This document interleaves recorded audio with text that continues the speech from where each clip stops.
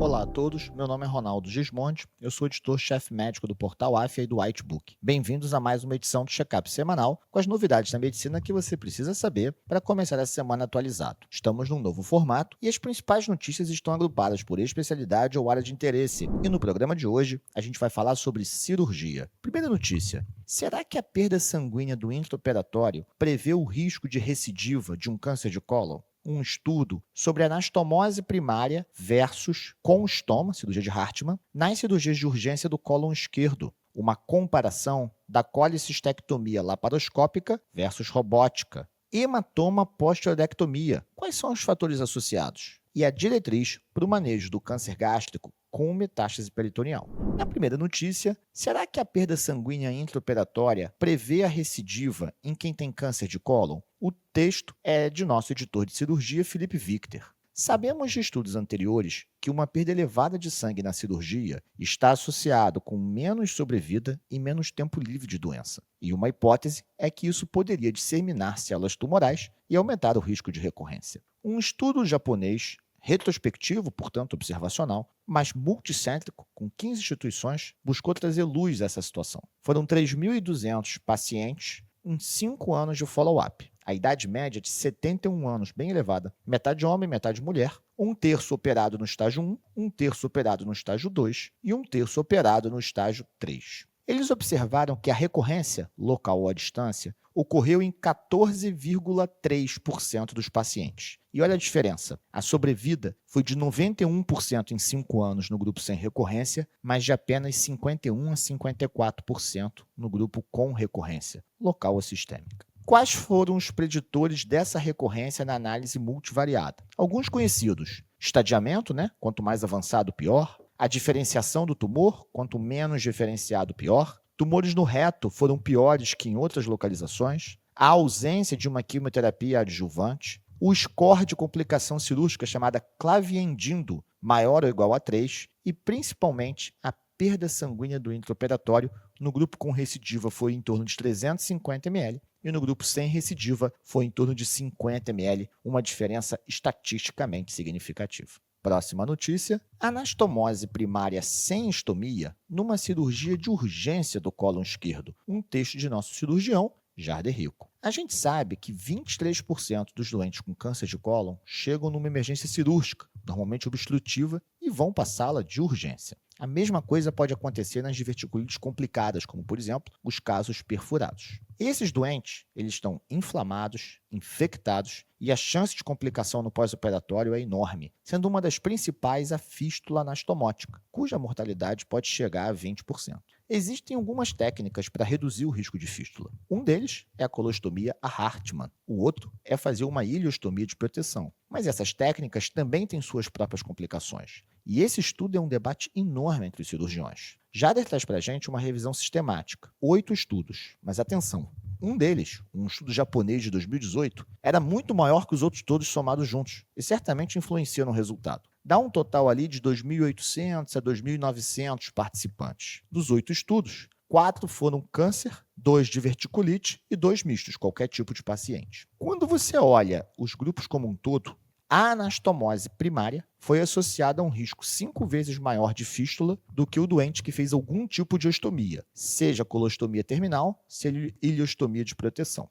O grupo da ileostomia protetora, fazer ela não reduz o risco de fístula. Mas quando você olha o grupo que fez anastomose primária sem a ilioprotetora, esse grupo teve mais chance de reoperação, um risco 80% maior de reoperar. E eles acreditam que a ileostomia, quando presente, que reduziu o risco, ela protege de contaminação da cavidade quando tem fístula. Por fim, a mortalidade foi igual nos dois grupos. Então, houve mais fístula em quem fez anastomose primária, mas isso não foi associado a maior mortalidade, nem a pior sobrevida nesse acompanhamento hospitalar. Próxima recomendação: resultado clínico da colicistectomia laparoscópica versus assistida por robô, uma notícia de Felipe Victor. A discussão entre a plataforma robótica e a tradicional laparoscopia, especialmente em procedimentos de menor complexidade, é muito grande. A pergunta que se faz é se a cirurgia robótica tem benefícios suficientes para compensar seu custo maior e uma curva bem mais longa de aprendizado. Felipe apresenta para a gente um estudo observacional no JAMA Surgery. Eles pegaram o banco de dados dos Estados Unidos, que tem um banco muito bom para cirurgia, e avaliaram como que as duas técnicas se comparam nas complicações, especialmente na lesão da via biliar. Foram incríveis 844 mil cirurgias. Idade média, 45 anos. 65% mulheres. Claro, a maioria absoluta foi laparoscópica, a cirurgia mais antiga, mais comum. Então, 96%. E só 4% foram robóticas. Então, eles precisaram fazer um pareamento. E acabou que a análise final ficou 35 mil pacientes que fizeram robótica, comparado com 35 mil controles pareados laparoscópico. Eles observaram que a taxa de lesão da via biliar foi igual nos dois grupos, 0,39%.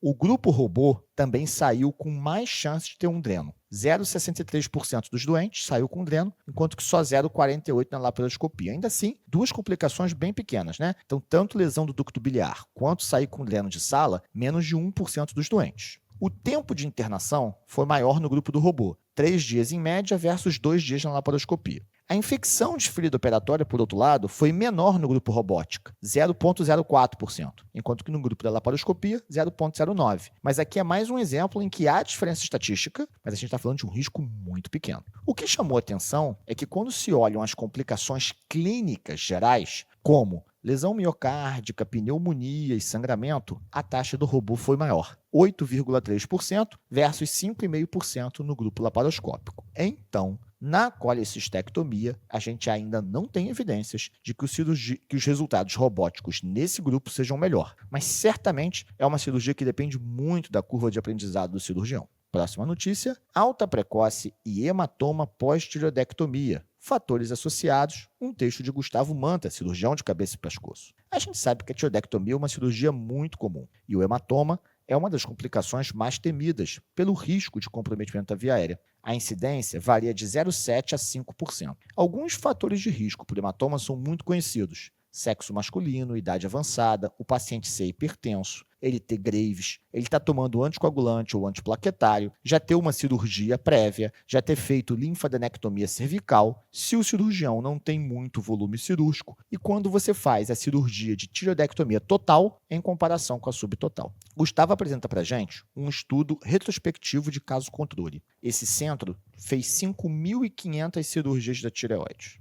Dessas, houve 30 casos, 0,5%, olha que resultado lindo, de hematoma. E eles parearam com 90 controles, proporção 1:3. A maior parte dos hematomas, 70%, ocorreram nas primeiras 6 horas de pós-operatório. Além daqueles fatores de risco que eu citei, quais foram notados especificamente nesse estudo? A labilidade da pressão arterial, variações acima de 10 milímetros. O paciente chegar em sala hipertenso acima de 160 milímetros de mercúrio. E o paciente sair de sala taquicárdico. Os 3 fatores foram fatores de risco para o hematoma cervical, o que leva à necessidade de mais estudos sobre a relação entre comportamento hemodinâmico e chance de sangrar no pós-op de tireoidectomia. Próxima notícia: diretrizes para o manejo do câncer gástrico com metástase peritoneal de nosso cirurgião oncológico, Jader Rico. A gente sabe que o câncer gástrico é bastante comum. É o 5º tumor maligno em incidência e o 5º como causa de morte. É difícil o diagnóstico precoce e a maior experiência mundial é no Japão, onde a incidência desse tumor é um pouco mais alta. Infelizmente, aqui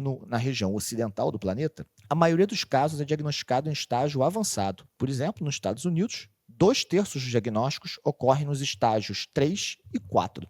A metástase mais comum é a peritoneal e discute-se se a citorredução tem algum papel. Jared apresenta para a gente um estudo com metodologia Delphi, aquela que ouve a opinião de especialistas e gera uma recomendação. Vieram 3 recomendações que ele destaca. Primeiro, 97% dos especialistas são a favor de uma cirurgia laparoscópica como primeira opção, associada a um lavado peritoneal para você fazer a citologia oncótica seguida do índice de carcinomatose peritoneal. Esse índice vai gerar a recomendação 2. Na opinião de 92% dos especialistas, um índice de carcinomatose maior do que 7, não há o que fazer, você vai para a paliação. Mas se ele é menor que 7, vale a pena a cirurgia citorredutora seguida de quimioterapia. E eles também recomendam, nos centros que têm isso disponível, a quimioterapia intraperitoneal hipertérmica, ou HIPEC, associada à cirurgia citorredutora. Se você quiser ler mais sobre esse ou outros assuntos e se manter atualizado, você já sabe, portal.af.com.br. Um abraço e até a próxima.